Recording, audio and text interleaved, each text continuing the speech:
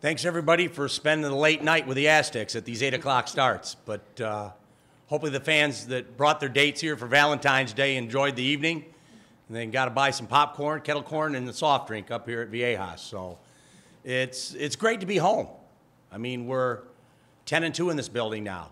And our home crowd always gives us that lift. You know, we have the greatest fans in California.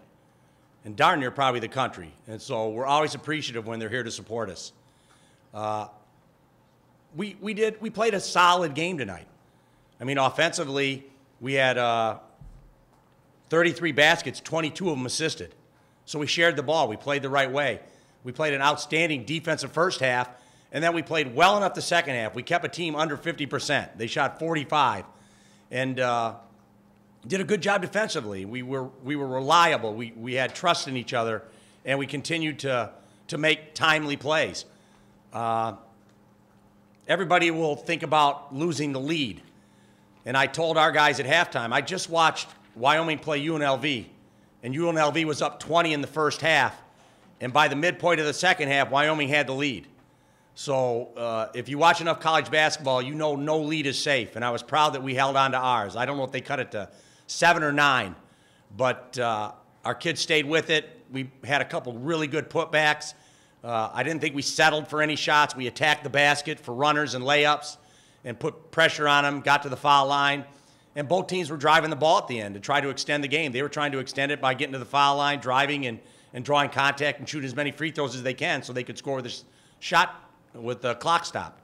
So I thought in the end we did a good job of playing that dribble drive and at the same time contesting the threes. So it feels good to get back home and get a win, and we will start preparing tomorrow for a very good UNLV team on Saturday afternoon at 1. Talk a little bit about the performances by Nolan and Jordan. Yeah, we had a great bench performances tonight. You know, Nolan had, I think he was 8 for 10 from the field. He had 18 points. Jordan was 5 for 6, 4 for 5 from 3 with 14 points. I think we had 40 points off the bench.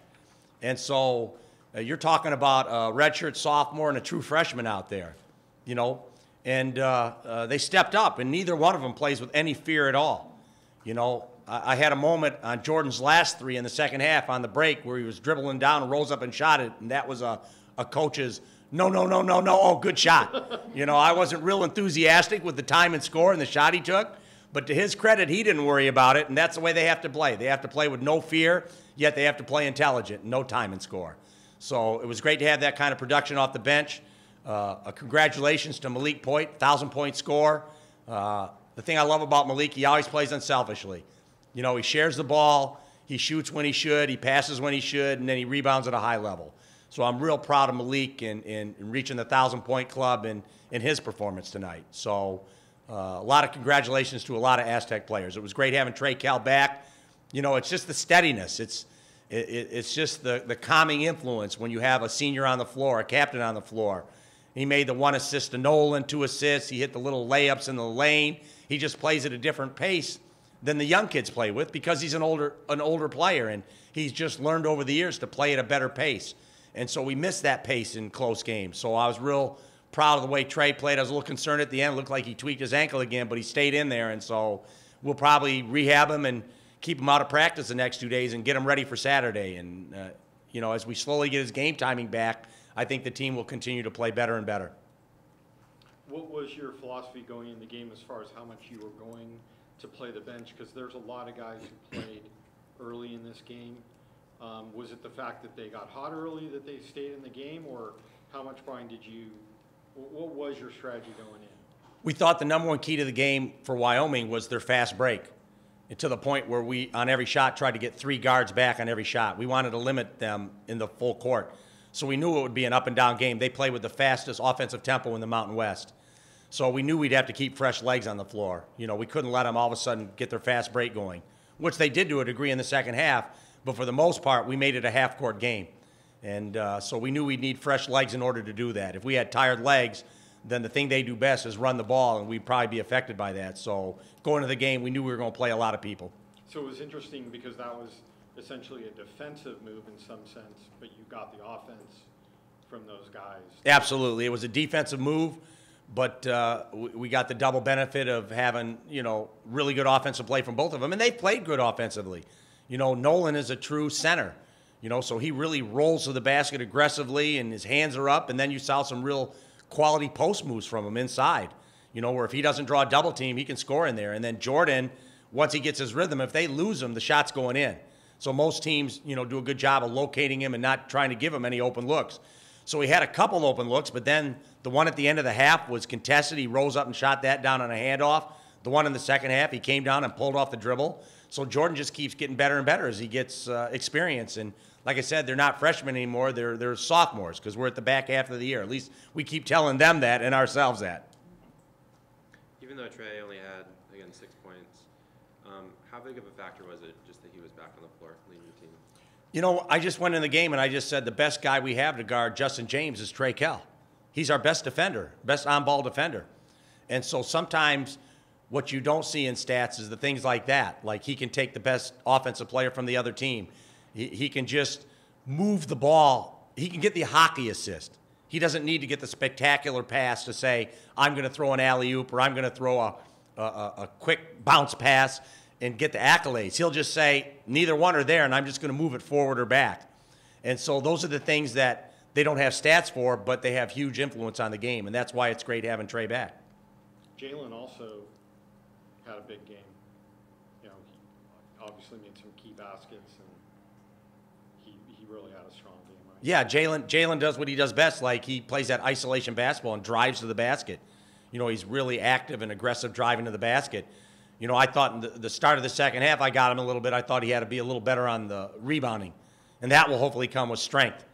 But, no, Jalen, I had great performance from everybody. Jeremy Hemsley hit big threes in the first half. He hit the real nice runner with a couple minutes to go in a tight game. He drove in there and hit a little runner.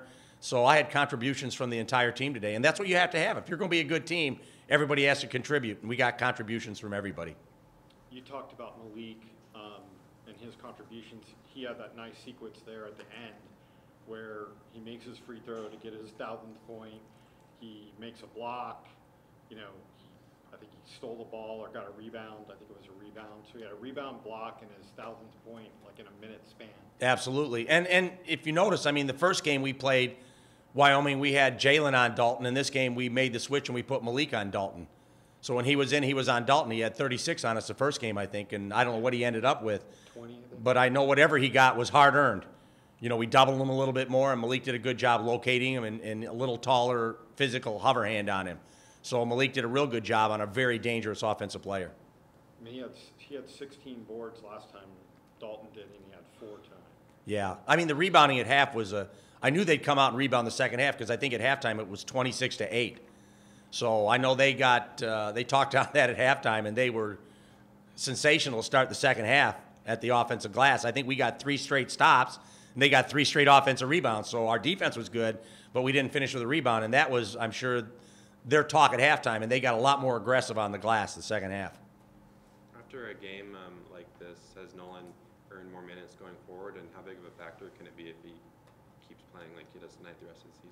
Yeah, Nolan's a valuable player on our team.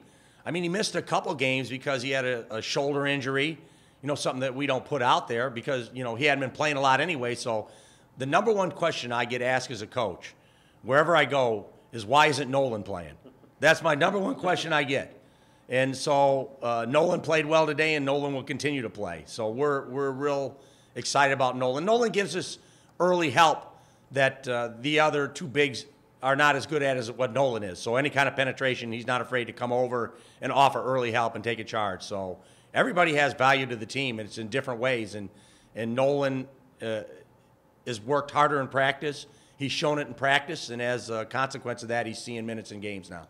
What was your answer when people ask you that? Why isn't he playing? I said no comment. No. It all depends. If you're practicing well and you're healthy and you're out on the practice floor, then you're going to find your way onto the game floor, and that's what happened with Nolan.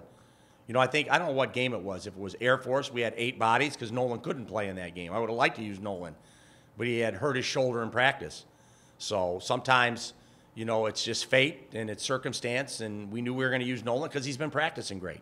So he's earned his minutes, and If he continues to work hard in practice and show those kind of minutes in the game, he'll continue to grow his game minutes. I know you never want to like give up a lead, but in a sense, was it almost good to get that practice of giving up that lead and having them make their comeback, and then being able to hold them off and knowing that you can do that? Yeah, it's good to know that in close games you can kind of rely on spreading the floor, getting good shots, not taking bad shots at game time, getting to the offensive glass.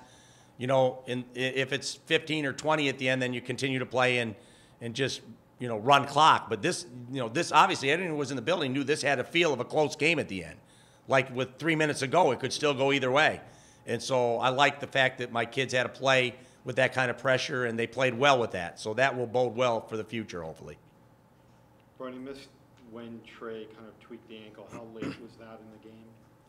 I think it was like 2 minutes ago, something like that. Okay. Something like that. He kind of limped around, and they blew a dead ball. I don't know what, they were checking the shot clock. And I asked him, "Are you okay?" And he kind of just put his hand up. "Yeah, I'm fine. I can make it." So we'll see how he is tomorrow. Maybe he'll be really sore tomorrow. You know, he's missed 2.5 weeks of practice. And his first really full practice was yesterday leading into the game, his first up and down with the team.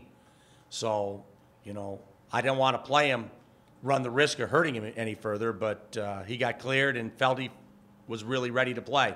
So, you know, they wanted me to play him, I think, 11 minutes a half maybe. He ended up playing more than that. I think he played 26 minutes instead of 22. But that was a byproduct with the game on the line. I wanted him in at the very end. So, and he wanted to be in.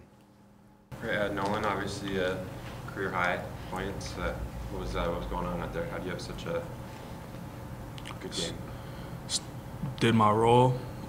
Teammates found me when I was open, and I just controlled my attitude and effort. That's all I could do.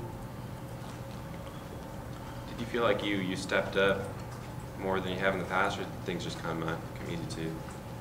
I feel like if I just play the way I'm supposed to play and fulfill my role, then I'll be scoring like this pretty much every game. But I don't know, like, shouts out to my teammates for finding me, really.